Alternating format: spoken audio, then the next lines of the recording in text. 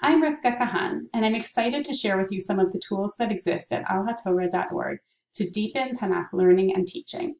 One of the exciting tools available at al-hatorah is Olam HaMikra, which provides images and information relevant to the setting in which the narratives of Tanakh took place. Let's look at one example of how this can enrich Tanakh learning. Let's say that I'm learning Megillah Esther. So I can go here and click on Esther, Parak Aleph. And then I can go here to click on Olam HaMikra.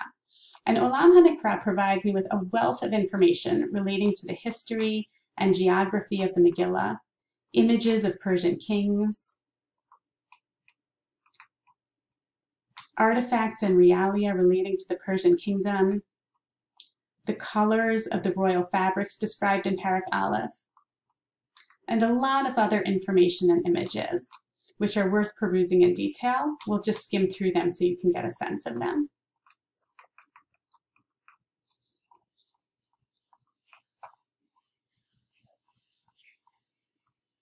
And learning about and imagining all of these details of the Persian kingdom can help me understand Parak Aleph in a much deeper way.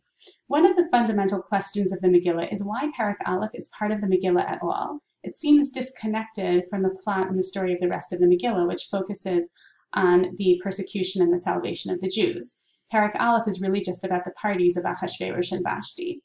But it seems that the inclusion of Parak Aleph in the Megillah teaches us that to really understand Esther's experience and the story of the Megillah, we need to understand and appreciate the world in which Esther functioned, its foreignness, its pomp and circumstance, the power and grandeur and intricacies of Achashverosh's kingdom. And only by fully understanding this can we appreciate the seemingly insurmountable challenge that Esther faced in convincing Achashverosh to have mercy on the Jews. Rav Amnon Bazak has suggested that the terms in which Achashverosh's palace are described are similar to the terms in which the Beit HaMikdash is described.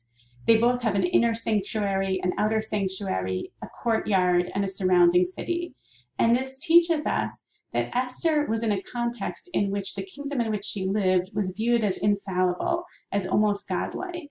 And this was the reality in which she needed to use her own ingenuity and her own courage and faith to save the Jewish people. Just as Parak Aleph is essential to understanding the story of the Megillah and the experience and the heroism of Esther and the involvement of Hashem in the story, having an appreciation of the details of the Persian kingdom can help me much more deeply understand Parak Aleph.